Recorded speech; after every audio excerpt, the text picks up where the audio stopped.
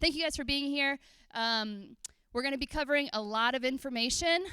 Every year I try to go through the slides and pare down as much as I'm able to, but honestly, there's just so much that we just want to make sure that you guys are fully informed about. So hopefully everything makes sense. Don't hesitate to reach out if you have questions, and we'll go ahead and get started. So just to recap, there's 4 of us school counselors here at the high school. We are divvied up by alphabet. Mrs. Rains deals with students' last names A through F. I'm Mrs. Lakins. I'm last names G through L. Mrs. Colbo's last names M through R, and then Mr. Addington is last names S through Z. We also have Mrs. Norman, who is our fantastic student services secretary. Does a fantastic job. Things would be really, really strange in the counseling office if it wasn't for her. So thank you for everything. And then our principal staff, Mrs. Knapp, Mr. Taylor, and Mr. Bailey. Okay, so in this presentation, we're going to cover a slew of things, post-secondary options. We're going to talk about graduation requirements just as a recap, make sure everybody's on the same page with that. Talking about advice for college selection.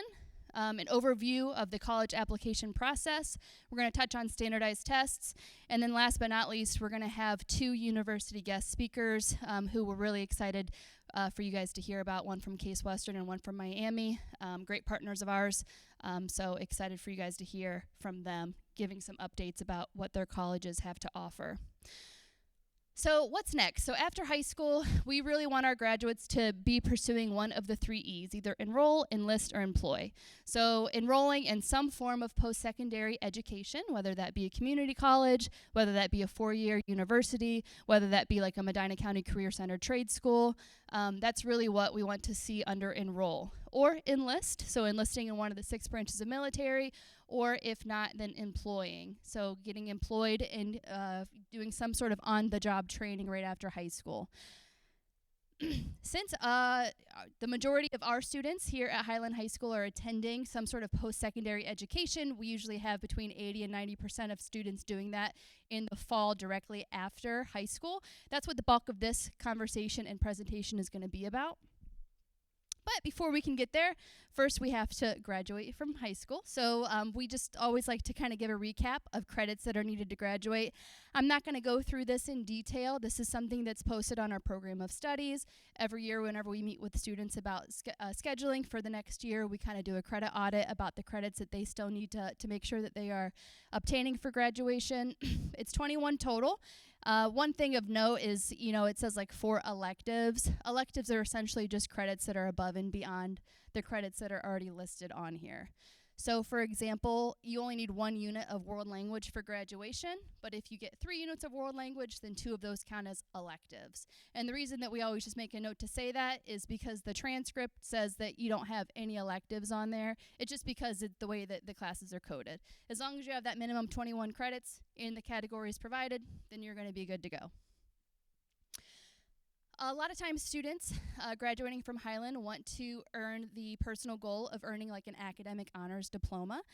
It's requirements from the state of Ohio that are just stating that you are doing things above and beyond the minimum graduation requirements while you're graduating. So students that are intending to earn that, they're doing all 4 years of their core courses, so 4 units of math, science, English, and social studies, at least 3 units of a world language, or 2 and 2, like 2 units of French, 2 years of Spanish. A couple of things of note, the GPA is an unweighted GPA. So again, this is the state of Ohio requirements. They require an unweighted 3.5 GPA right now. So we are actually currently doing an audit for our current seniors to figure out what students are on track or have earned the honors diploma, because it's based off of your transcript and everything by the end of it's your 7th semester transcript, which is after the 1st semester of your senior year. And then the ACT or SAT, either earning a 1280 on the SAT or a 27 on the ACT composite. One thing to note is that you can meet 7 out of the 8 criteria, so you can waive 1. So let's say that you get everything except for the test score, you have the 3.5 unweighted GPA and everything else. Awesome, you're going to be earning the honors diploma. So just something to kind of keep in mind, especially whenever we're talking about scheduling for next school year. This is something that's been kind of coming up a little bit more frequently, so we thought that it would deserve a place as we're talking with you guys. Some students elect to take an elective course or a non-core course that's needed for graduation outside of like a traditional classroom setting.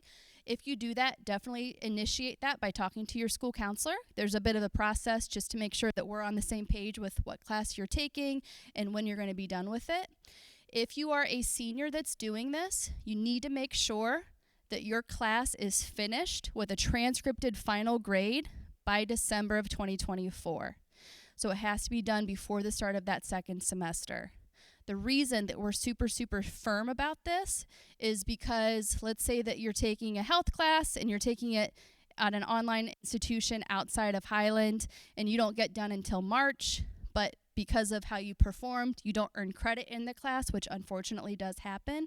At that point, it's now too late for us to add you into our health class to earn the credit.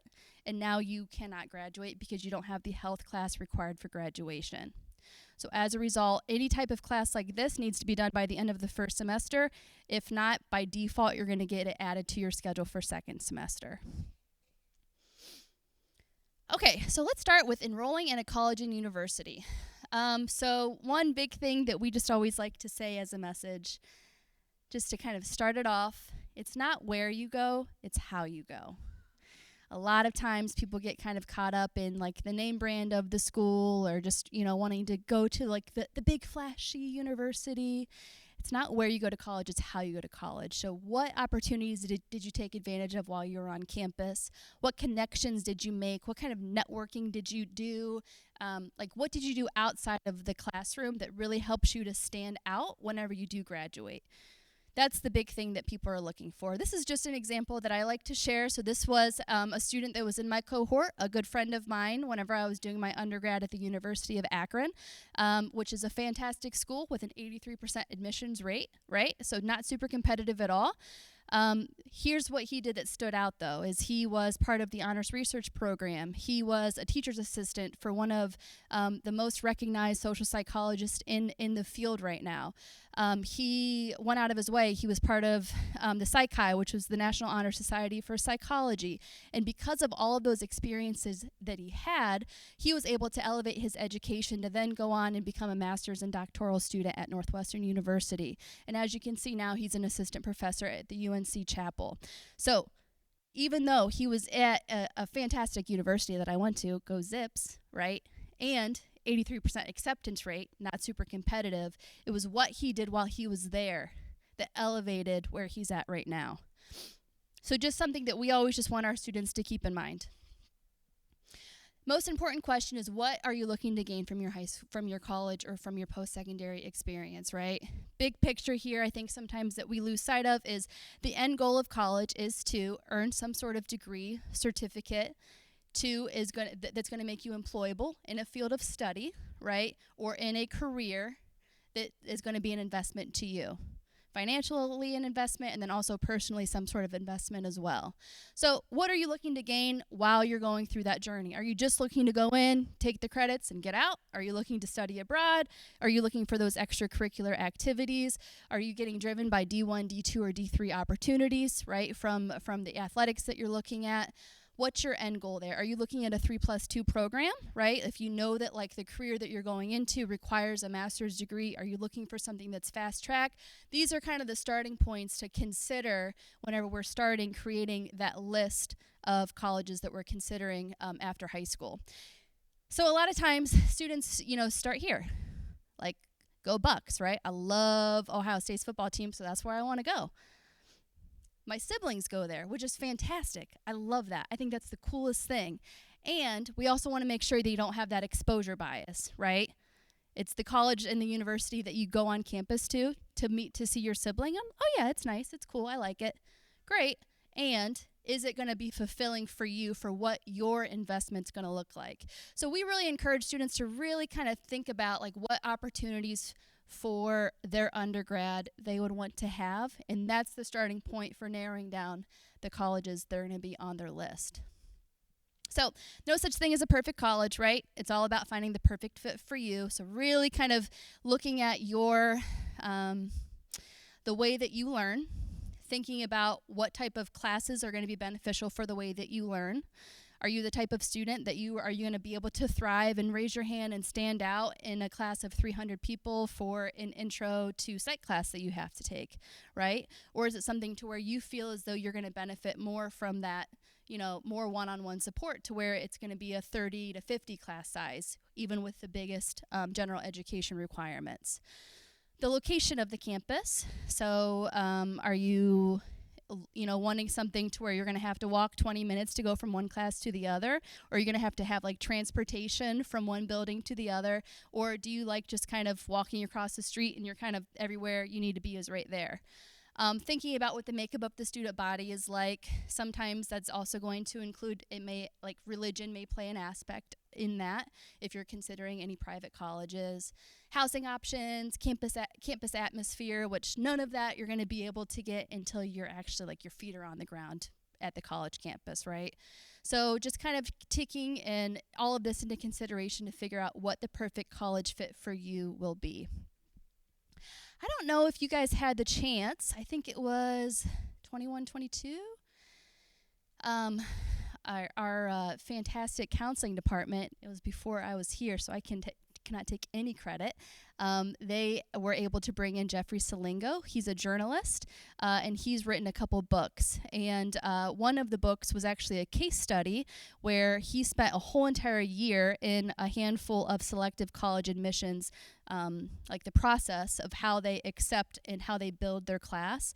Super, super insightful. We have books if you would like to read one if you have not gotten the chance to, or if you didn't get the chance to listen to him.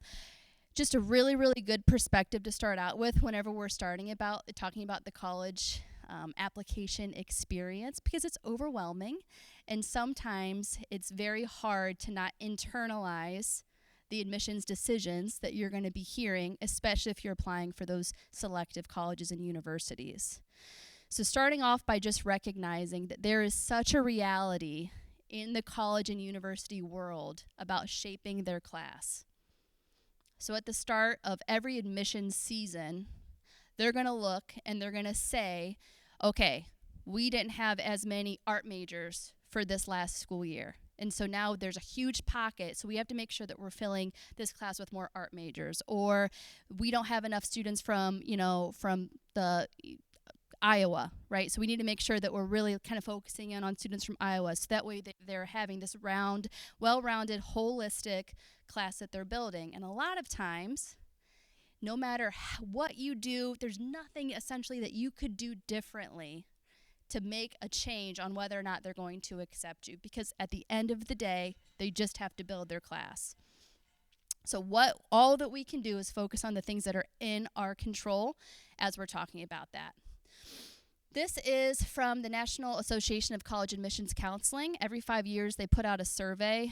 So they ask colleges to talk about the factors and levels of importance in their admissions decisions for first-time freshmen. So this one is hot off the press, fall of 2023. It just came out, so super excited about that. So 185 colleges responded, and we're going to look at the top three. So the top three of considerable importance was high school grades in college prep courses, the total high school grades in all courses, and then their strength in high school curriculum. So how did you challenge yourself while you were in high school, and did you do well whenever you did challenge yourself? Those are the big two questions that they're really going to be asking.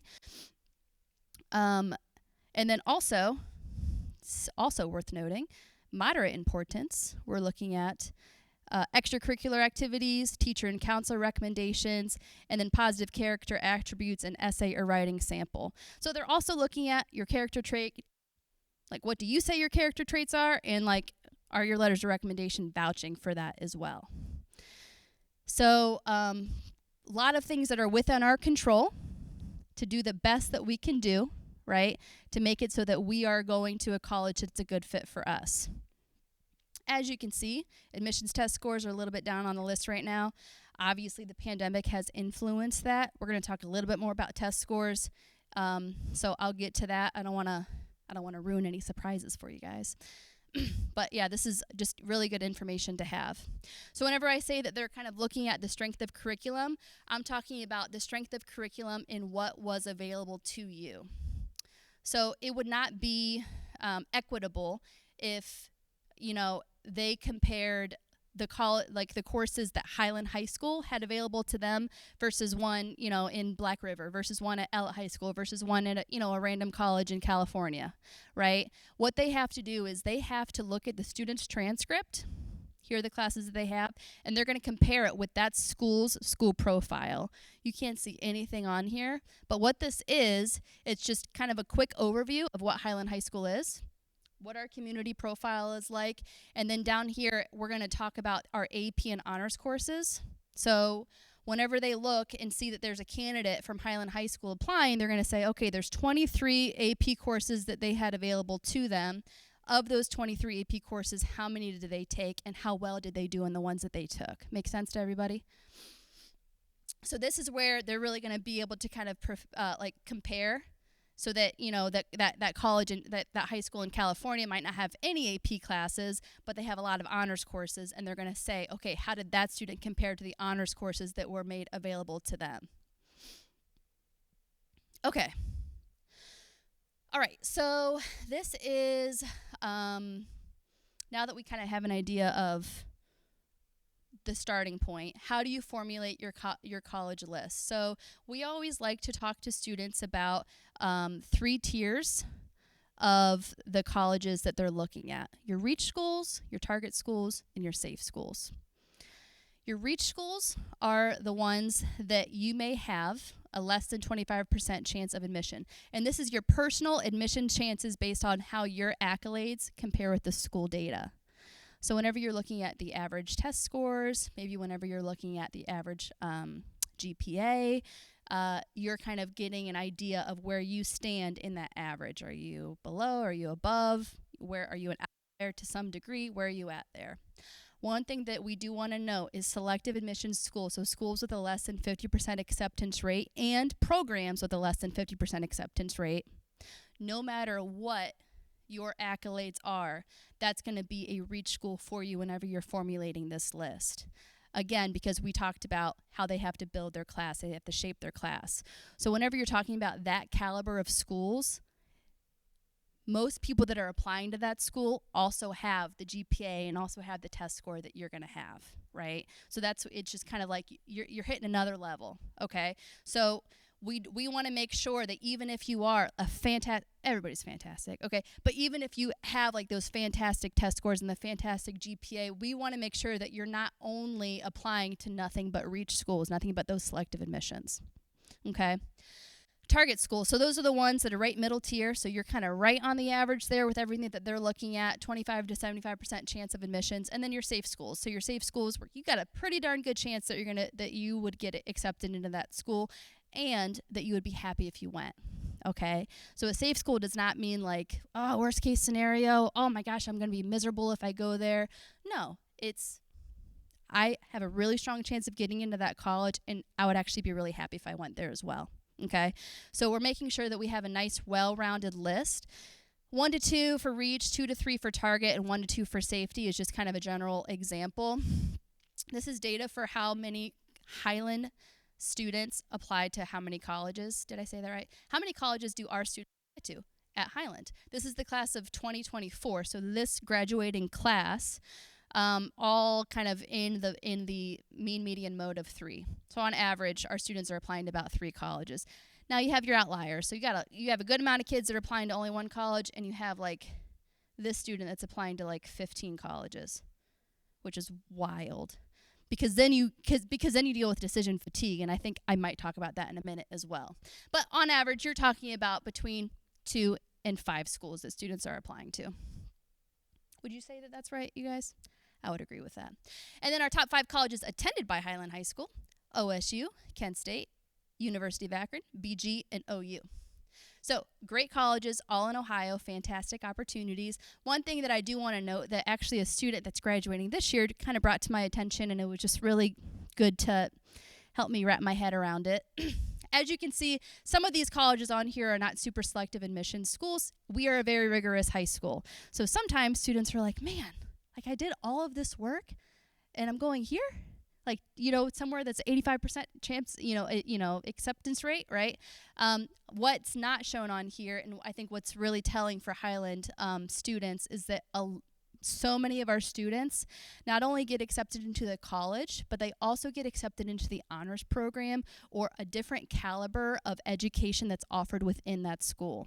Whether that be the Farmer School of Business at Miami University that Heather will talk about, right? Or whether that be a specific nursing program, or whether that be a specific business program at Cincinnati that has like an 8% acceptance rate.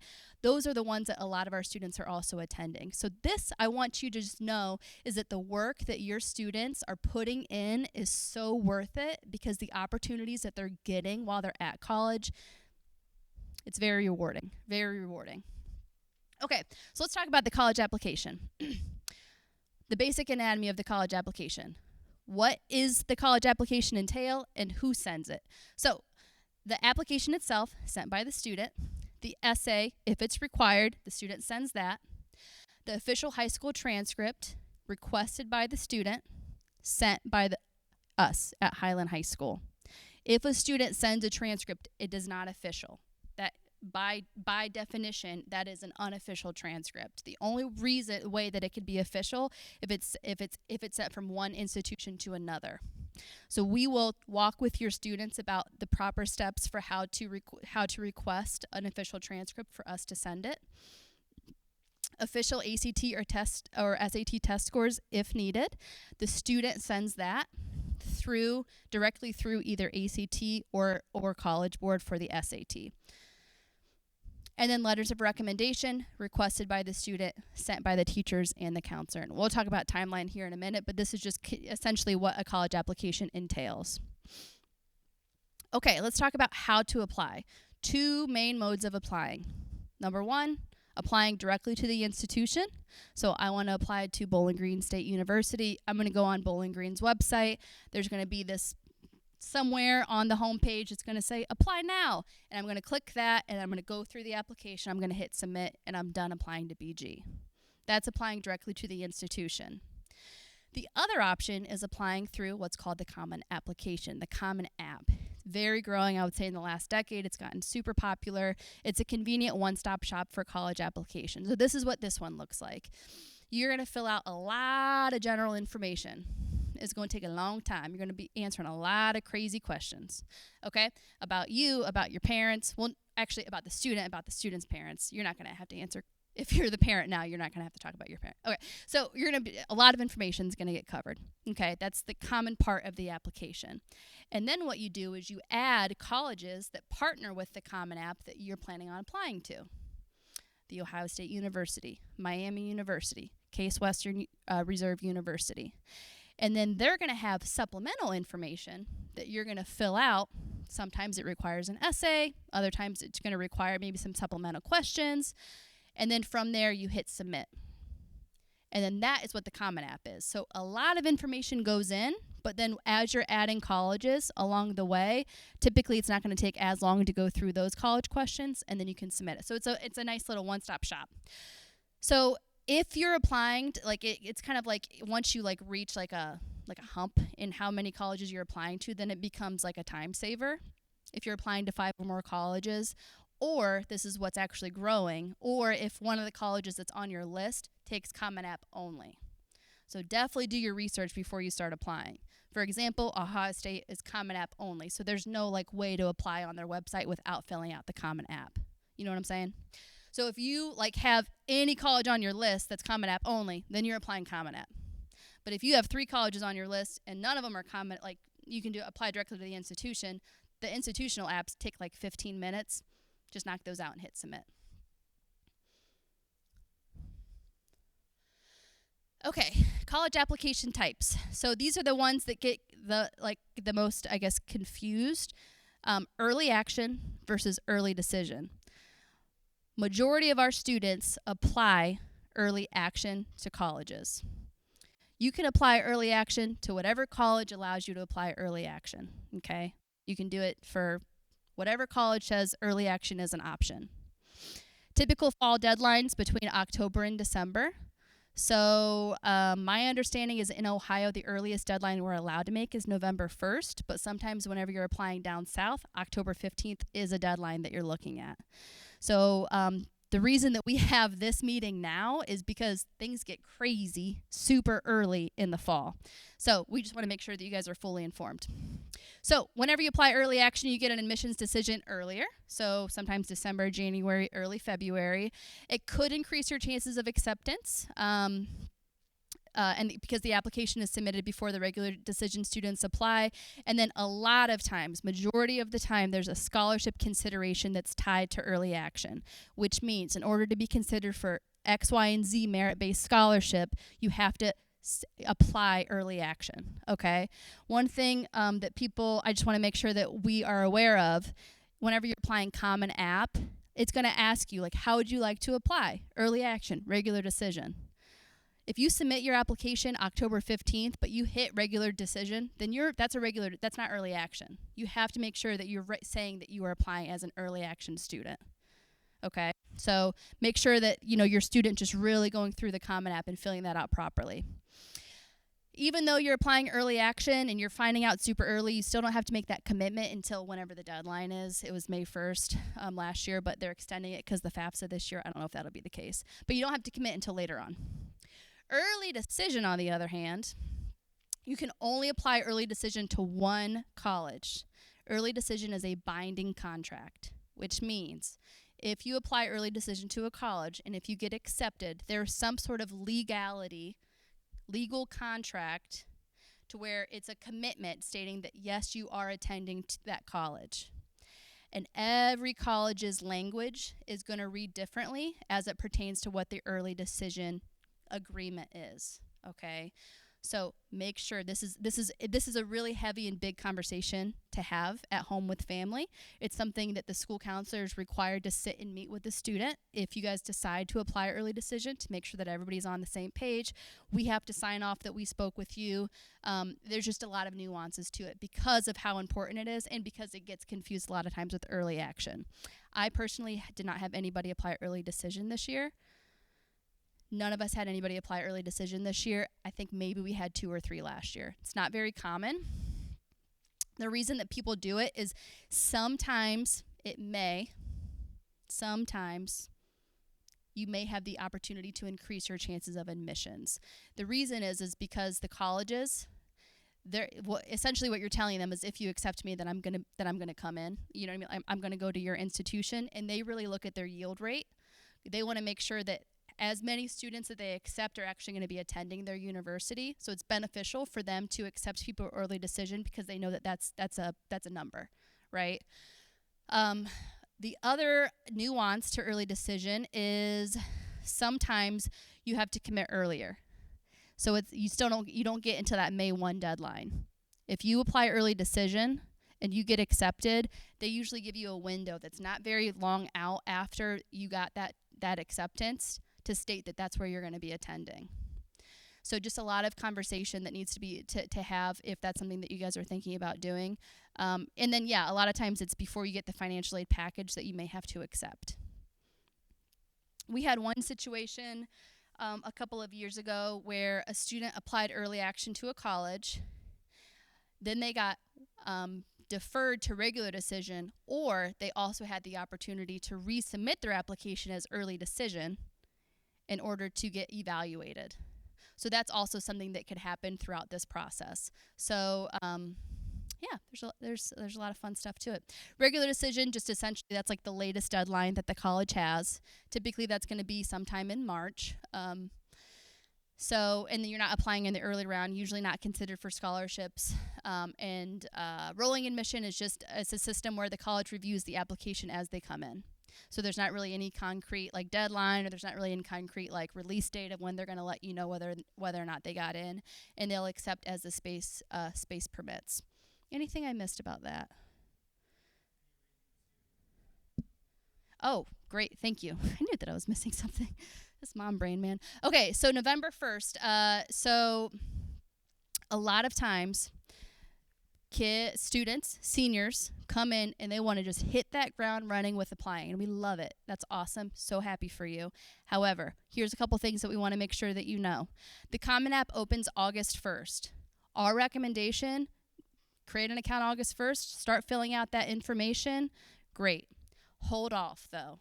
Please do not submit your application until at least you have that beginning of the school year senior interview that you can sign up and register for with your counselor, because there's a lot of information on the Common App that students maybe misinterpret, don't fill out the right way, get confused about, and once you hit submit, you can't unsubmit it. It's a PDF. Like, you cannot make changes. You can reach out to the college and say, oh, hey, I would like to correct this, but that's still going to be noted in the file, okay?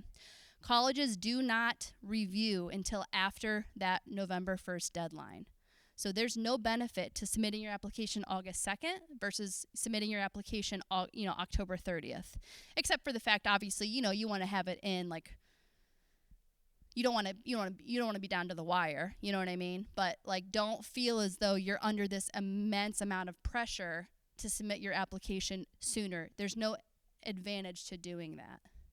They're not going to look at it and they're going to be like, oh, this person submitted their application in August. I think that's why we should accept them. That's not a thing at all, okay? We want to make sure that you're thorough. We want to make sure that you're talking to multiple people, getting multiple eyes on your college application, and that you feel good to hit send whenever that happens. And I also just want to make sure that you guys hear, too, I'm not saying to just wait to do the application. We want you to start it in August. We want you to get all that information filled out, and then really that way you can have an understanding of the blueprint of what it looks like, and then you can take some time and some concerted effort into maybe doing the essays and everything that you have to do. Thanks for bringing that up. Okay. Standardized testing, let's touch on that. So all juniors are going to take the SAT April 16th, no cost to the family. That's the one that's here at the high school. It's on a Tuesday.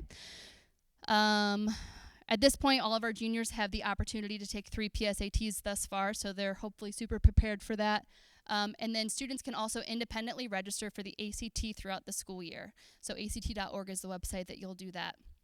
If you are thinking of using test scores for consideration into college, we recommend no later than that first fall test date for test scores, because at that time they'll be able to come in before that early action deadline, which I would say 70% of our students do the early action deadline. So that's a good timeline to make sure that you're monitoring.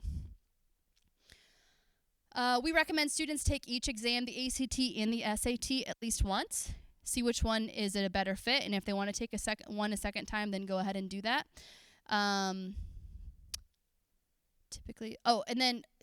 talk about test optional a little bit. As it stands right now, I think every college that we've talked to, for the most part, is still going to be test optional through that 2025. Your guys' graduating class of 2025, so their class of 2029, which is super exciting. I'm sure you guys are going to touch on that. I was just at the college fair yesterday at the University of Akron that the juniors had the opportunity to go to. So I don't know if your students were able to do that, but that was my question that I was asking the colleges that I spoke to, and I probably spoke to, I would say, 25 of them. About half of them I had asked, "Are you test optional?" They said yes. I said, "Do you use test scores for scholarship consideration?" About half of them said yes. So that still may be a factor whenever it comes to scholarship consideration, depending on the college that you're looking at, okay? Sometimes they're going to have this tiered table of, they're looking at your GPA, looking at your test score, and then they're going to give you this stock amount of money automatically without any additional scholarship, application that needs to be filled out. So for that reason, we're still advising to go through the college, admissions and testing process, just in case that could be beneficial scholarship-wise for you. Test prep resources, so ACT Kaplan Test Prep is the free resource, and then the SAT Khan Academy is a free resource that students can actually link their PSAT scores with. And then we are having an SAT workshop next week. You guys got information about it on the e-communication, so it might be helpful to sign up for that, especially because it's kind of directly to prepare you for that April 16th SAT test date. Oh, and then here's a couple more. ACTtestprep.info is all of the dates and locations, like here through, I think August, for any nearby ACT or SAT test prep. For the ACT test prep, just know that there's going to be AP testing conflicts. So if your student is, if your child's in an AP class, then don't sign up for that. Okay, so college exploration requesting material. So where do I, how do you start with, where to, know even what college to look at? Because there's a lot out there. So we have what's called school links. If you had a graduate that's graduated at least, last year or before that, we used to use Naviance. School links is the new Naviance. So for students and families, it's a tool to explore college and career options, organizing level of interest. So there's going to be a lot of inventories on there. There's going to be a college search, so that you can filter out, things that you're looking at, whether it be certain majors or whether it be acceptance rate or whether it be locations, and you can kind of narrow down options for what college will be a good fit for you. This is also where you're going to request transcripts and letters of recommendation to be sent, and then identify when materials have been sent on your behalf. For the school counselors, that's for us. So this is the platform in which you request transcripts and letters of recommendation, and we send them on your behalf. That's essentially what School Links is. Okay, so as we're going to walk the juniors through what this process is going to look like next school year, we're going to instruct them how to connect their Common App account with School Links, or if they're applying directly to the institution, how to add a school onto School Links, how to request the transcript. That request comes to us. We send the transcript to the college. The transcript never goes to the student. Same thing with letters. Letters get requested to us or to teachers. So School Links, you also request it with teachers here in Highland local schools, and the teacher sends it directly to the college. The student never gets access to the letters or the transcripts whenever it comes to the college application process. So again, the teachers send letters of recommendations that's been requested, and then the college receives and downloads the transcripts and letters of recommendations through School Links. So one thing that we just want to make sure that that you guys are aware of is sometimes we get requests to do something that would maybe be outside of School Links. So sometimes we might have a parent that's like, hey, I talked to this admissions counselor at this college, and they said that you can just send it to this email, or they really need it right now, or something to that level. And what we're going to tell you is you have to go through the process.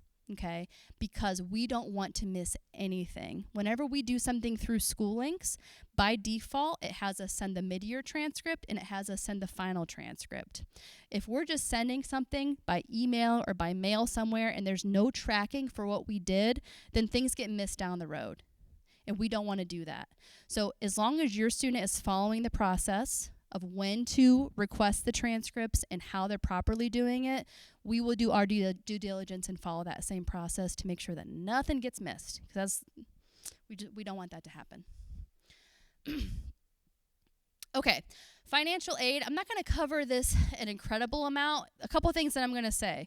The Highland Foundation is just an absolutely fantastic support for us, because every year we apply for a grant for College Now of Greater Cleveland for us to partner with them, and every year that grant gets accepted. We cannot be more grateful because this is a fantastic resource. Perfect example is this year the FAFSA kind of blew up and got crazy. There is no way for us to have the capacity to keep track of what's going on. Because of our College Now partnership, they are really able to give us these live updates of what's going on with FAFSA. Hopefully that's not going to be the case for next year. Fingers crossed, we'll see. But we have this partnership with College Now. They are absolutely amazing. We're contracting with them for 15 days a school year, and they are here to help us with anything as it pertains to finances whenever it relates to college. Just because you are a junior right now does not mean that you do not have access to this. Any of our high school students and families have access to this resource. This is a QR code. If you can't reach it, sorry, you can also look it up on our website, but they're going to be here for 3 more days throughout the school year. Please do not hesitate to schedule an appointment. Mr. Jackson Stuff is our College Now advisor, just to kind of get an idea of maybe the layout of financial aid, any tips and tricks that they can share, any scholarships that they can tell you about right now. Please don't hesitate to do this. So the FAFSA, it's something that we recommend all families fill out. Another question that I had asked colleges yesterday was, is the FAFSA something that you take into consideration? Their answer was, if you want to be considered for merit-based scholarships, you need to fill out the FAFSA. Sometimes colleges also have what's called a CSS profile, which is essentially their version of a FAFSA that you would have to do in conjunction with the FAFSA. But whenever you go through that process, you'll kind of know what's required. It'll be on their application requirements list. And then every fall of senior year, we have a College Now financial aid night where we're really going to hit this section heavy. It's usually our first parent-teacher conferences night, so tentatively that's going to be September 19th. I just need to confirm that with College Now. Okay, junior year timeline. So starting now. So being intentional about the courses you're requesting to take for senior year. I know that your students, we just got done with the scheduling process. Hopefully they've submitted their schedule. So really just making sure that you're thinking about a good fit challenge for senior year that's going to maintain that rigor, that's going to keep you a strong candidate for the college application process. That April one. Don't look at that. They're going to be taking the SAT on April 16th. They are automatically registered, so they don't have to do anything else to take that test. So you can get on School Links right now. Clever, it's going to go through the student's Clever portal. So they're going to log into Clever through their Highland Google account, click on the School Links, and then you can kind of mess around with it. There's a lot of really cool things to explore. Unless you request to do something, you're not going to mess anything up. So just, you can feel free to do whatever inventories you'd like to do. Visiting campuses, so making sure that you're putting feet on the ground before you're making decisions about what colleges you're planning on going to. So even if it's a campus or a college that you really don't have any interest in, if it's something that's close and it's convenient for you, it doesn't hurt just to get on there, just to have that level of exposure as it pertains to colleges. I always like to think of going on college visits as testing out a car. You know what I mean? At first it's super shiny and it's super cool and look at all the bells and whistles. But then the more times that you get into a car, you're just all right, let's get down to the nitty gritty. Does this have what I need? Right?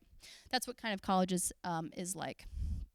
So updating your resume, updating your activity sheet, because whenever it comes time to fill out your application, there's going to be a lot of information, and it's just good to have that easily accessible to you. Be productive over the summer. Intern, shadowing, college visits, summer programs, camps, having fun with friends also in between, something fun. Okay, senior year. So August, making sure that your schedule gets finalized. Whenever we send out the initial transcripts to colleges, it has the classes that you're taking and that you're planning to take throughout the school year. If there's a change to that from the initial to the mid-year, that may be a red flag depending on the colleges that you're looking at. So just making sure that you're intentional and that you know that there's no changes that need to be made to your high school schedule. Usually August, September, October, you're finalizing your list of your early action applications and the colleges that you're looking at applying to during that time. That's whenever you're going to start working on your applications. Here we go. Submitting earlier than deadline does not impact admissions chances for early action or early decision. Take your time with the application and ensure its accuracy before submitting. December, this says the FAFSA opens. I don't know. I really just don't even know anymore. But it's going to be first come, first serve. So whenever it does open, definitely schedule an appointment with our College Now advisor if you need assistance in walking through that. But like I said, many colleges need the FAFSA in order to provide an informed financial aid package. Other kind of parent meetings that we'll be having next year. In August, we have a senior student and parent meeting. So we're really going to get down to the fun stuff. September is that financial aid meeting. In October, we have that Medina County College Fair. Definitely recommend that. I used the analogy yesterday. I wonder if it's going to stick, but let's see. So I always like to think of a college fair as a speed dating. And you're speed dating and you're walking around and you're getting to know the college and you're asking questions and you're just getting a lot of getting to know you information, right? And then depending on how interested you were in that college, you may plan for the second date, which would be the college visit. Do you know what I'm saying? So you're going to go on the college visit. And if things are looking good, then you're going on a third date and you're applying, right? Are we with me so far? And then if we get accepted, that means it's a mutual match. We might be having a marriage, my friends. So it all starts with the speed dating. So in that point, so that college fair at that time, some of you guys may have already had like, your well-rounded who you're applying to, but it might be good just to touch base with an admissions counselor, get a name to the face, and ask any kind of last-minute questions that you have for that college or university. Okay, so early fall, you're working on your college essay. Definitely, if you're going to be in a senior English class here, that's a huge benefit because all they do in the fall is working on that Common App essay. So super essential. You're going to have multiple people looking at it, reviewing it, kind of revising it, perfecting it. Well, perfect, whatever. But it's going to be really beneficial. Linking your Common App to school links before you request your transcripts. Asking for letters of recommendation, please, at least 4 weeks before your first deadline, okay? Especially our teachers, a lot of them, our junior level teachers, get asked by a lot of students to write a letter of recommendation. They take a lot of pride in writing a letter of recommendation. They want to make sure that they give you the time that it deserves. And if you're asking them just days before it's due, unfortunately, they might say no because they're not going to be able to do that for you. They don't want to ever send a bad letter. So making sure that you're just being respectful of that and starting to ask letters of recommendations super early on in the process. If you need to one last time, take that ACT, SAT early fall. Minimum 10 days before your deadline is whenever you're requesting your transcripts from school links, directly from school links. That is the prompt for us as school counselors to start gathering the information and sending the materials that we need to send.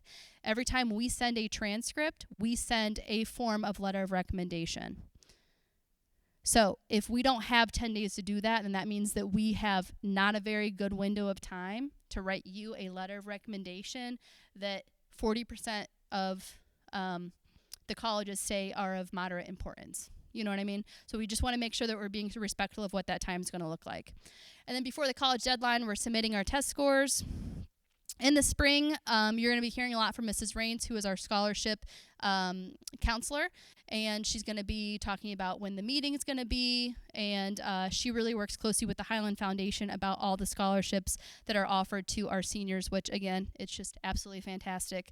And then May 1, changed because of FAFSA, but typically that's the National College Signing Day. So by May 1, you really need to have like your deposit in and know what college you're going to be attending. So it's a lot. There's a lot going on. Okay, collegiate sports. Essentially, all I'm going to say here is if you're planning, if a D1 or D2 collegiate sport is a realistic thing for you, talk with your counselor and make sure that you're doing NCAA because there's an eligibility center that you have to sign up to. It's a $90 fee. There's a lot of just nuanced information. Definitely talk with your counselor as soon as possible if that's the case. Community college, essentially this is just a great opportunity, a lot cheaper, same level of education. Professors are educated the same exact way than they are on a 4-year university. You're going to see a lot of colleges that have regional campuses. So OSU, for example, they have ATI, they have Lima, they have Mansfield. Those colleges are Ohio State. So after you complete so many credit hours, depending on how well you can be directly transferred to the main campus, no problem. It's as if you were at Ohio State all 4 years. And you do it for half the cost. As an example, this is Akron main campus versus Akron Wayne campus. The breakdown of costs is so much cheaper, and this is considering if you're to go on Wayne with room and board. A lot of times, if you're doing like commuting, for example, like Tri-C, knocking out a lot of general education classes, still trying to figure out maybe what you want to do, doing it in, at half the cost. Fantastic opportunity, one that actually a surprising amount of our students do, and I don't think a lot of families realize that, but definitely consider that if that's something that makes sense to you. Okay, so we are going to be meeting with you're also going to ignore this. Cross this out. Who's hearing me? Somebody cross this out. All right, so you're going to be doing, your juniors are going to be doing your Jumpstart questionnaire. Essentially, this is just a list of questions that your counselor needs to know from you in order to write the strongest letter of recommendation that they're able to. So it's accolades, information outside of just the data that we have on paper that's going to really help us round out the letters that we need to write for you because, again, every transcript gets sent with a letter, gets sent with a school profile. So this will be something that your students will be hearing about here in the next month or two. It's just going to be really important to do. The reason that we send it out junior year is because there's going to be questions on there that if you don't have the answer to, you still have time to kind of fill the gaps, what we like to call fill the gaps in the resume. That way, come college application time, there may be some, it could be a little bit more full in terms of what you guys are going to be writing down. And then this is just the important thing. So you're going to do it the first time in April, but it is editable. So then before you request your transcript, just make sure your junior jumpstart's going to be updated. Okay, from here, I'm going to flip it over to Heather Chase from Miami University, and she has a lot of really, really cool information for you guys. That was so great. You guys are so lucky. Tom and I were sitting there. Oh, no, it's fine. Tom and I were sitting there saying, like, she's hitting everything that we would say to talk about, and nothing more, nothing less, just amazing. So you guys are in fantastic hands here. Oh, I'm sorry, I didn't think about flipping. Do you want to? Yeah, you can. This is Miami. You can skip that one there. Okay. Hi, I'm Heather Chase. I'm from Miami University in the admission office. I should have put my information up there. I've been with Miami about 12 years now, so I've seen a lot of Miami applications. I'm happy to be here tonight to talk with you a little bit about Miami and Highland. I did a little digging yesterday. I don't think this has changed from yesterday, but we do have quite a few committing students that are seniors that are making their decisions like as we speak. So the data evolves daily for anyone working in college admission with the accepted class of students. And now is a really funny time in an admission office because there's a lot of seniors deciding, then there's a lot of juniors like you guys coming along and looking, and there's just a lot of moving parts happening right now. But as I think you hit on pretty early in the presentation, Miami does have a great relationship with Highland High School and certainly receives many applications, and our acceptance rate for Highland High School students is quite high. And so I think what you said earlier about, these are schools where a lot of students get in. So like, is it as good? But I think what I saw as I looked through the 82 applicants from this year's senior classes, them were directly admitted to our business school. Many of them were offered spots in our honors college. Many were not too many, but some were directly admitted to our nursing program, which is also super selective. So there's a lot of little niche opportunities there that come along that really, make Miami a rich and worthwhile place for a lot of students that are, looking for that next level of education. So fortunately, we do have 7 seniors from last year that started their freshman year at Miami this year. That number is actually fluctuates in the last couple of years between like 5 and 20 students every year coming to Miami. So I think it's a nice fit for a lot of students from Highland. I think, you're going to see familiar faces if you're a Highland student coming to Miami because there are a few other of your friends there. But we also have a freshman class of around 4,000 students. So they're not all the people that you're going to see are not going to be from Highland High School, of course. So you can click on. Just to talk briefly on Miami, and then I kept thinking like we should do like a Q&A or something at the end with all of us, just because we're sure you have questions, but I don't know what you could possibly be asking because you literally covered everything. But just to talk briefly about Miami and kind of what we're known for. Miami is one of your public schools in Ohio. We are located about 3.5 hours away from you guys down in a little town called Oxford, Ohio. It's definitely a college town. You have to want to get to Oxford, Ohio. It does. You don't pass it. Oh, surprise, there's Oxford. No, you have to want to get there. There's kind of some back roads involved, but such a gorgeous little college town and community. We are home to around 16,000 undergrad students and about 2,000 graduate students. So we're more of a mid-sized school. We're not Ohio State, but we're not teeny tiny, kind of right in the middle. Average class size is around 29 or 30 students.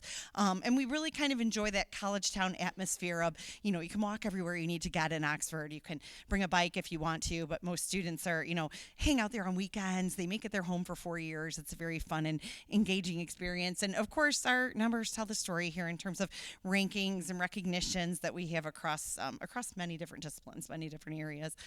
You can click again. Academically speaking, I tried to pare down to just the nuts and bolts of Miami. We are ranked in the top 10 for our commitment to undergraduate teaching.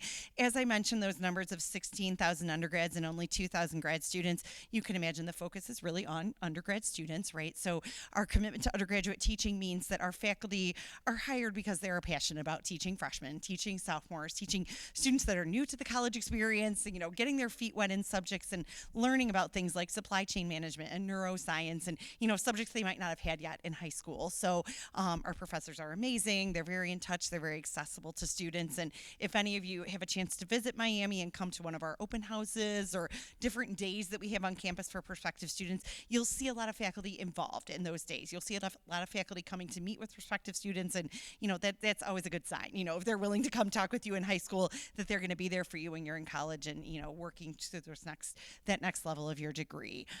Academically, we do have over 120 majors and programs. Most of our students, of course, all of our students have a major, but most of our students we find have more than just one major. 60% of our students have a minor in there, or a co-major, or two minors, or even a double major. So lots of possibilities with combinations of different things. And Miami's really well known for our flexibility with combining any 2 or 3 or 4 areas that you're interested in. So we don't really have any rules when it comes to, can I, major in philosophy but minor in music and also bring in entrepreneurship? Of course you can. If you want to do it, we'll make it work for you.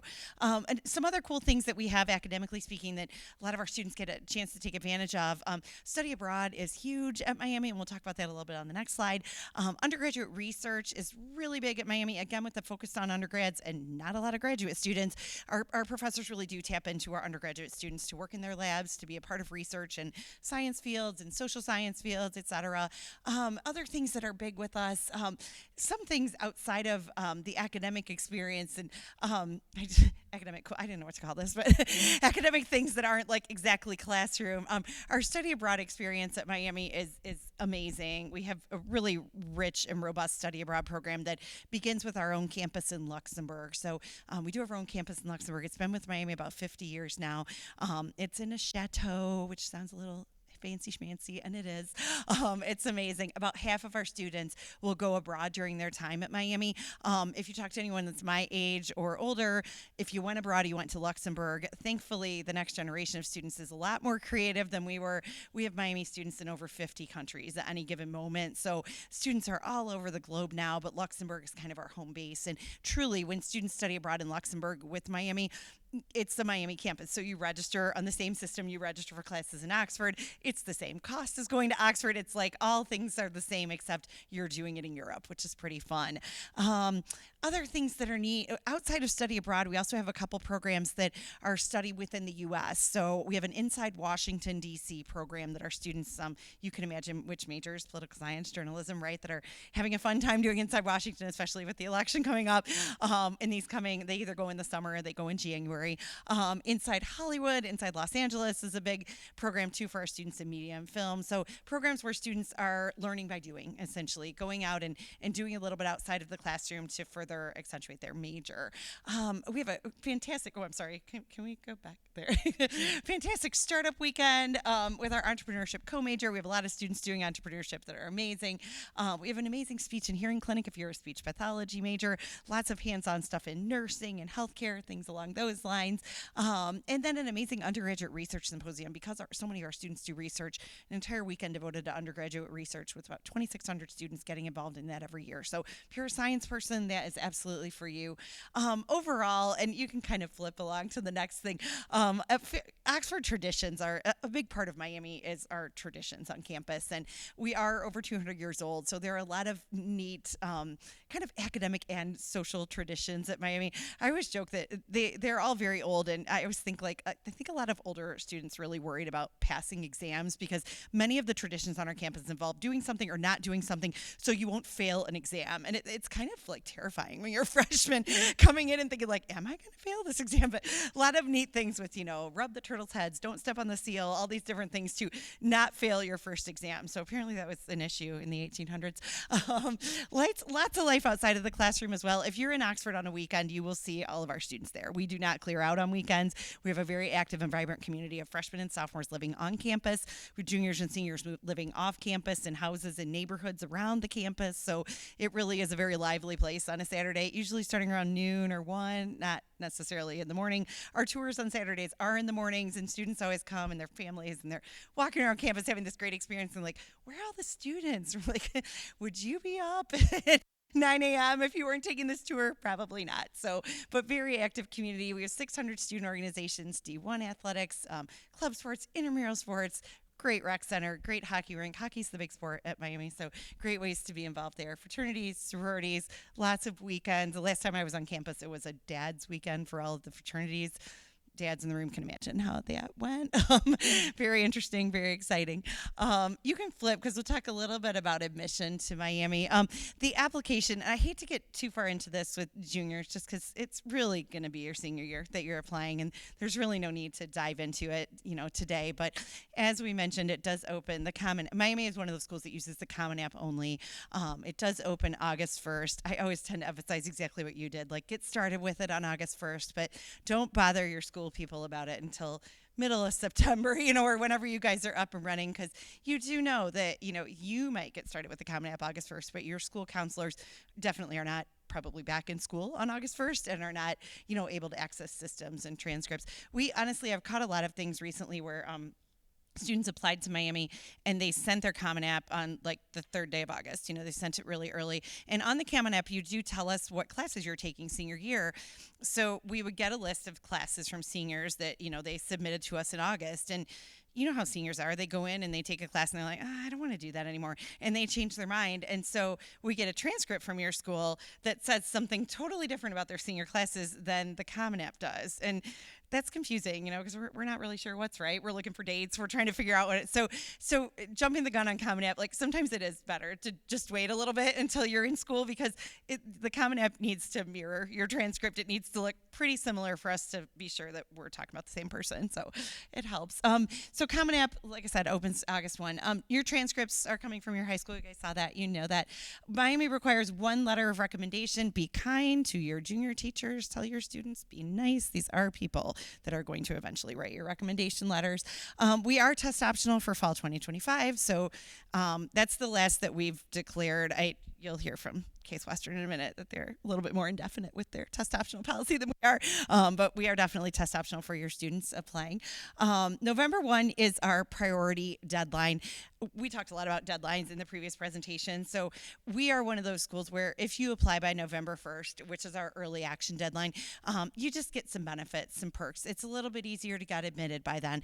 You have a better chance of getting into honors by then. You have a better chance of getting into business and nursing, better chance of merit scholarships. Everything kind of happens well for students that apply by November 1st. So that's why we do call it priority, and we'd love to see your stuff by then. Honors College for us, we do have an Honors College that is phenomenal. The beauty of it is you really only have to check a box on the application saying that your student is interested in the Honors College, and we will automatically consider them. We used to have a lot of essays and things for honors, and we just found we weren't really using them, so why make students write an extra essay?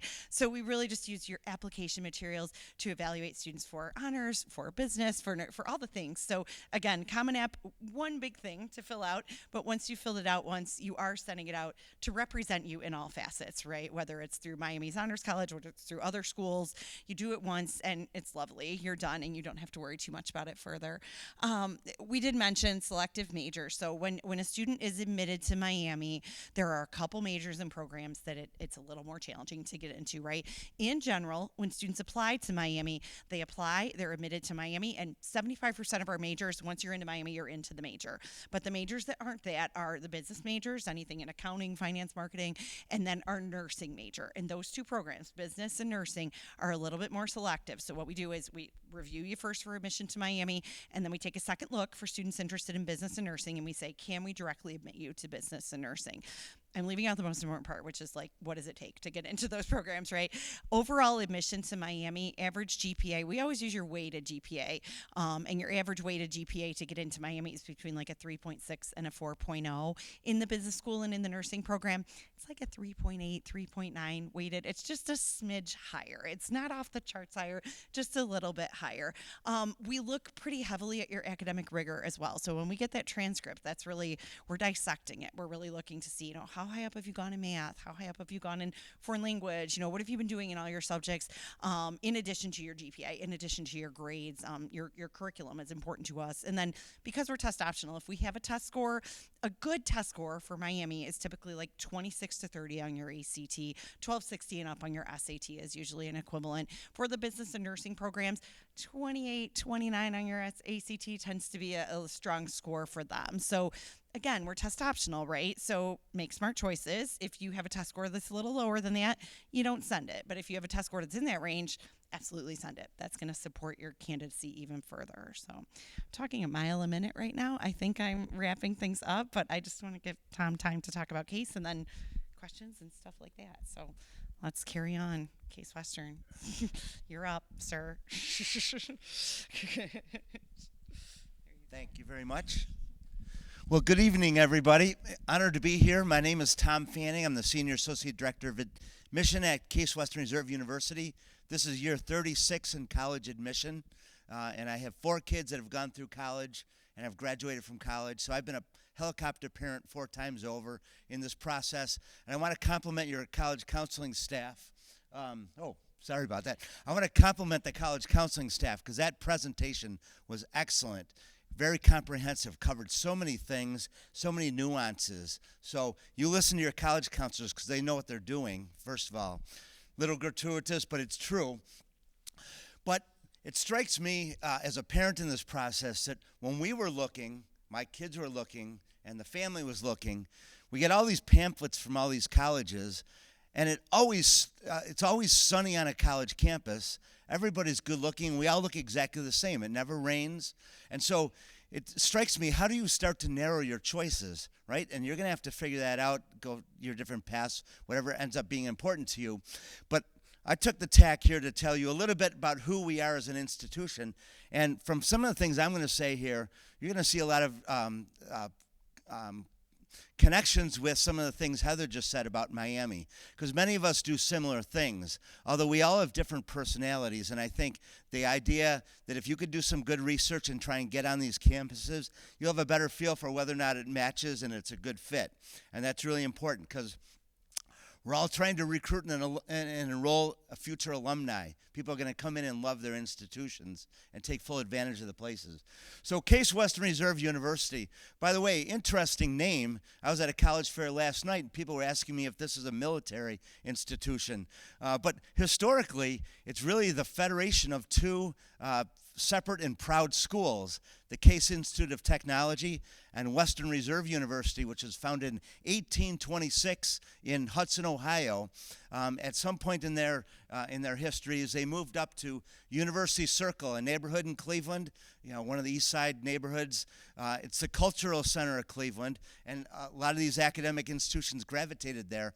Up until 1967, Case and Western Reserve were arch rivals, athletically and in all ways. And Case was the engineering school. Western Reserve University was the social sciences and the humanities.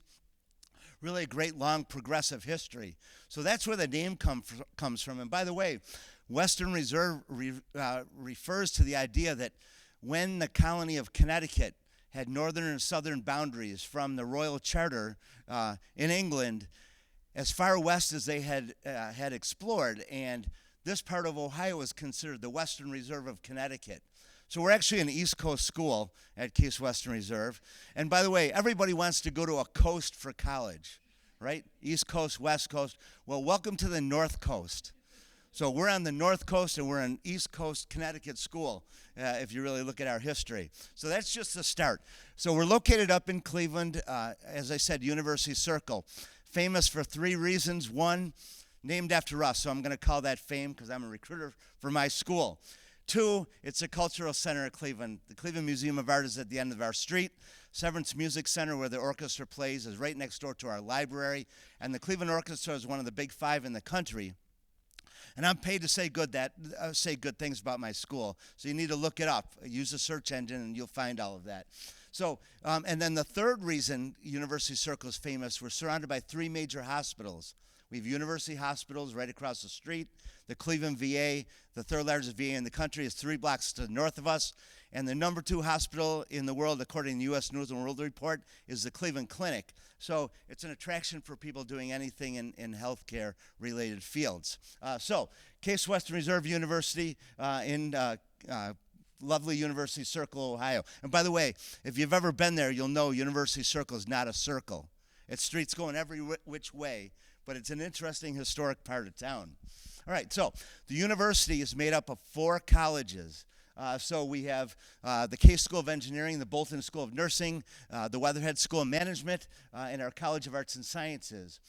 And one of the things, again, Heather talked about this issue at Miami, and many schools understand that it's not just about classroom learning, that if you don't take what you learn in the classroom and try and engage what's going to happen in the real world beyond your ivory tower learning on the college campuses. So we keep data, we gather data from what's called the First Destination Survey, which many schools use, and it's taken 6 months after graduation to find out what people are doing. Are they in grad school? Are they working? If so, who are they working for? What companies? What are their job titles? What are their income bands? So and also as an undergrad, if they interned or co-opted with a company, with whom. Now, at Case Western Reserve, we publish all of this data. You can find it on our website. But we know that almost everybody that graduates from our institution is going to have some kind of experiential learning beyond what goes on in the classroom. It could be a co-op. It could be an internship. It could be research. It could be service projects, or it could be performance if you're a dance major or music major. A lot of choices here. So we like our advisement system. You're going to find that in many colleges that you look for, because you don't have to figure this out for yourselves for students' sake. You're always going to have advisors working with you to try and figure out your path through the institution. And again, when people talk about what's distinctive about us, there are other schools like us out there in the marketplace of higher ed, and we'll tell them that we're the only ones in Cleveland right here, so all the opportunities and all the interesting things about our campus might be one of the reasons you might want to come here. And our undergrad population is roughly around 6,000 these days. And when we took the census at the beginning of the year, we had all 50 states represented and 87 different countries. So what's the attraction for people around the world? What could be Cleveland? And so that's what we talk to people about, big important part about their life at Case Western Reserve. And now I think in the marketplace of higher ed, we're probably best known in the STEM and engineering areas. A lot of the historic accolades that have come along have come through those areas of study. But truth is, we're a comprehensive school with all kinds of offerings. All the disciplines you see represented up on the screen are areas where you can study at Case Western Reserve. So we have the Weatherhead School of Management, we have business, we have humanities, social sciences, we have theater, we have music, we have dance. So it's a comprehensive place. But one of the things we make a point about is that at Case Western Reserve, we deploy what you would call a single-door admit policy. And Heather alluded to this earlier about Miami, where some of their selective programs, they have to review to make sure that they have space to admit the students.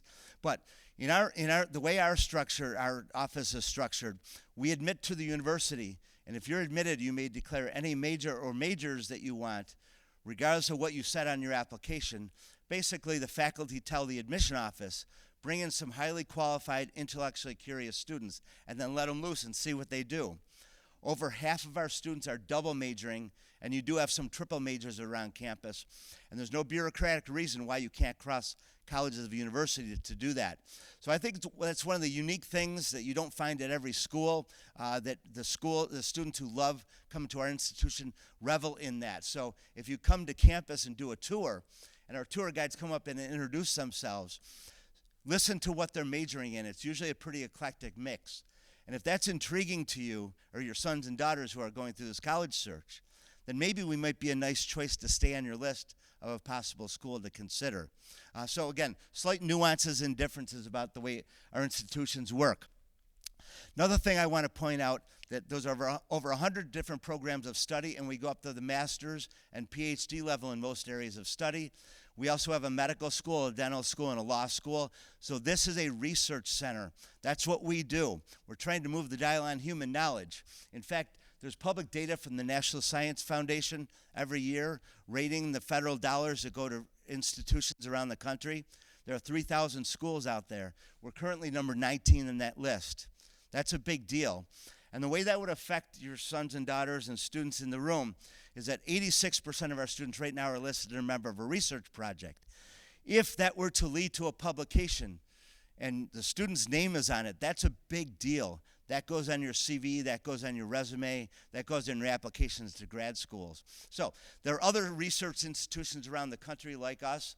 If we're ranked number 19 in that NSF list, there are 18 others ahead of us. But we're the type of school where undergrads are likely to be involved in some kind of research. And I'm not just talking about STEM research.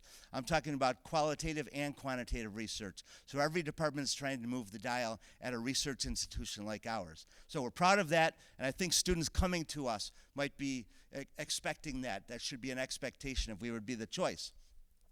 Ultimately, you know, this is one of our favorite stories. Chris Carr, class of 19, became famous in astronomy journals because doing research with one of our faculty members at the Kitt Peak Observatory in Arizona, he's credited as an undergraduate for discovering a galaxy that previously had been undiscovered. So we have stories like that. Not that everybody's going to do that, but we hope people are flying high and considering opportunities, and that's, again, the hope and expectation of students coming in.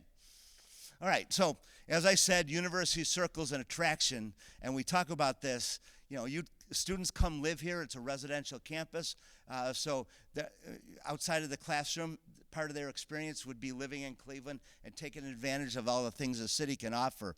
So if you're going to compare a school like Case Western Reserve in Miami, you really do have beautiful pastoral walkway versus city. And there's no right answer as to which is best.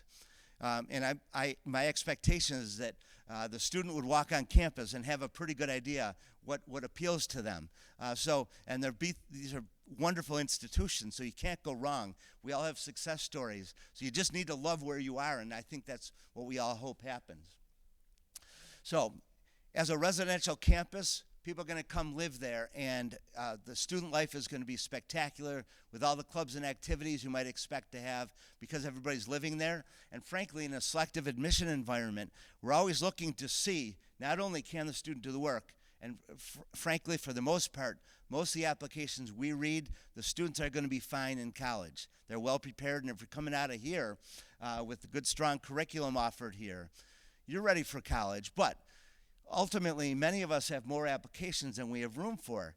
Then the discussion moves to, okay, who is this student and what kind of skill sets, what kind of talents or interests are they going to bring and share in our community? So all the different organizations you might expect to thrive do thrive in a residential campus. And that's important to us. And that sometimes can be a differentiator amongst all these great students who are all going to be fine in college. Very quick overview about how the process works, and I think your presentation from your counseling staff here was spectacular and covered so many nuances about how all of this works. So at Case Western Reserve, we just announced that for the foreseeable future, we are test optional.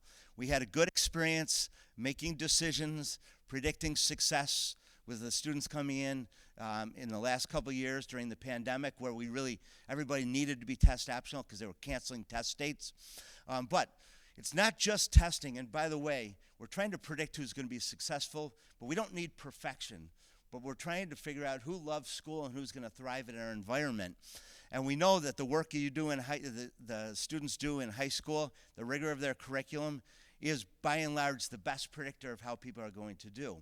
And now we have 4 years worth of data where the last 4 years, roughly about 40% of their incoming class at Case Western Reserve did not submit SAT or ACT scores. So now plenty of those students had AP scores, and those were helpful. But grades in a rigorous curriculum at a strong college prep environment, high school, is the best predictor how somebody's going to do. And now we have data, and our faculty has seen all that data, and they were going along with us, and they agree that we should be able to be test optional, which has been the pronouncement. So Case Western Reserve is also a private school, a relatively expensive school. If you look at the costs, you realize that large amounts of financial aid are available, and we're in the business of trying to make it possible that people we offer admission to can afford our cost, because ultimately, students you attract and what they do, not just your buildings and not your faculty, but if you're a school, you're known by what your students do. So we're trying to attract students and make it possible that they come. So you're going to find differences in cost between the state-run institutions and the private institutions. We are one of the schools in the country that will meet the full demonstrated need of any family or any student for whom we've offered admission. And just made that sound simple. We do ask for the CSS profile form, and if you have U.S. citizenship status, either citizen or permanent resident, we would also ask for the FAFSA. But the CSS profile needs analysis is what's really going to drive the needs analysis here. Now, many of the research institutions similar to us do not offer merit scholarship money. Case Western Reserve does use merit scholarship money to try and attract those that rate the highest in our review of files when we review in the files. And by the way, I'm not just talking about grade point averages lined up. Sometimes the admission discussion sounds like we line everybody up by a number and then draw a line. And truth is, that's not really what we're doing. If we did it that way, then I'm out of a job, because the computer can do that and ChatGPT can send the acceptance letter. So I would be out of a job, and we don't want to be out of a job. But literally, we're going to figure out who we think would be qualified and capable to come in. And then we look at the whole pool of all these great students and say, all right, what would it be like if this person were here? What are they going to bring to the community? And that becomes the biggest discussion in many of the review processes that we do. So we rate everything in the file, not just grades, but curriculum, very important choices made there. We rate the recommendation letters, we rate the essays, we rate the engagement and the extracurricular involvement. Those ratings then will dictate whether or not there's a merit offer. About 40% of the offers of admission out of our office have merit scholarship money in there, regardless of whether or not the student has applied for need-based aid. So we do that because it's a very competitive set that we're up against, and we know students looking at us are probably looking at Miami and some of the best schools in the world, and we want them coming to us. We don't want to lose them to anybody else if we can possibly do that. So, and then we do have a full complement of admission plans. So early action, early decision 1. We have something called the Pre-Professional Scholars Program that's a conditional admit to medical school and dental school. We have something called early decision 2, regular action. So you'll talk with your college counselors to get a better idea of what the best path would be based on where you are in your college search. Okay, so that's my quick overview of what we have at Case Western Reserve. I hope that's helpful. If you don't know anything about us, I hope that gives you an introduction. So thank you for listening. Killed it. Can't thank Tom and Heather enough for being here. They are traveling like all over the place at all times. My understanding is Tom landed from Chicago this morning to make sure he was here today. So can't say enough thanks to the partnership that we have with the two of them. It's going to be 5 more minutes, I promise. I'm going to get my act together. Enlisting in the military, talk to your counselor. We have a lot of strong connections with the military recruits that Mrs. Norman has really initiated this school year. So if this is something that you guys are thinking about, definitely connect with us. We can connect you with them and go from there. You have to be at least 17. Parental consent's a thing. The ASVAB is kind of like the ACT, SAT for military recruitment. Helps you them determine what placement they can put you in whenever you do enlist. And then there's also a physical exam to that as well. Again, talk to us and we can kind of give you some more information about that. If you're unsure about what you want and you're thinking about military, you're thinking about college, ROTC is literally the perfect option for you. So it's kind of like a perfect both worlds scenario. ROTC, it's essentially you're doing the first 2, it's an extracurricular at a college. So you enroll into a college, you go into the ROTC program. It's extracurricular for the first 2 years. You don't have to make any commitment to joining any level of military until your junior year in college. Unless there's an ROTC scholarship awarded, in that point you have a commitment if you want to keep that scholarship. So again, like I said, it's not a major, but almost every major is compatible with the program, so definitely something to look at. Here's all the colleges and universities in Ohio that have an ROTC program. Our contact, I believe he's still there, Mr. Terry Michaels at the University of Akron. He's just a really good person to talk to, just to kind of get some information about ROTC in general. That's who you would reach out to for that. The biggest thing that I just want to touch on with the workforce after high school, this is a new thing that just came out. The Medina County Career Center is offering for their adult education Any graduate of Medina County between the ages of 18 and 24 can enroll in their adult education program for free at no cost, which is usually a lot more money than free. I don't know how much money, but it's money.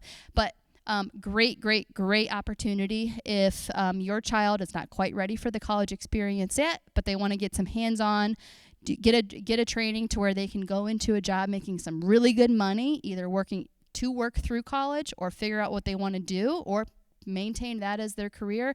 Fantastic opportunities. Again, something definitely to look into. Recap of what to do. So now what? So as of right now, you can use school links to start researching colleges and careers, their requirements, what their admissions information is going to be looking at. Start going on college campuses if you haven't started already, making some informal and some formal visits, taking the ACT, SAT, signing up early. Later on in the year, your child will be walked through how to complete the Junior Jumpstart questionnaire. Again, that's the most essential thing that they can do in order for us to write them a strong letter of recommendation. So it's something that we are really going to push for them to make sure that they're doing. Starting thinking about who they're going to ask for their letter of recommendation. Typically, it's mostly teachers and educators that are required. Sometimes there may be a community member, but for the most part, it's going to be teachers for college applications. So start thinking about that. Make sure that if you have not signed up to receive e-communications from the Highland District website, that you've done that. That's just because senior year, there's going to be a lot of information that gets sent out, and some of that information is going to be through e-communications. And then definitely take advantage of our College Now partnership and go onto our website in the counseling department to schedule an appointment with our College Now advisor. And that's it, everybody. Can't thank you enough for listening for the last hour and a half. Hopefully the information was somewhat helpful. Don't hesitate to reach out for questions. Thank you.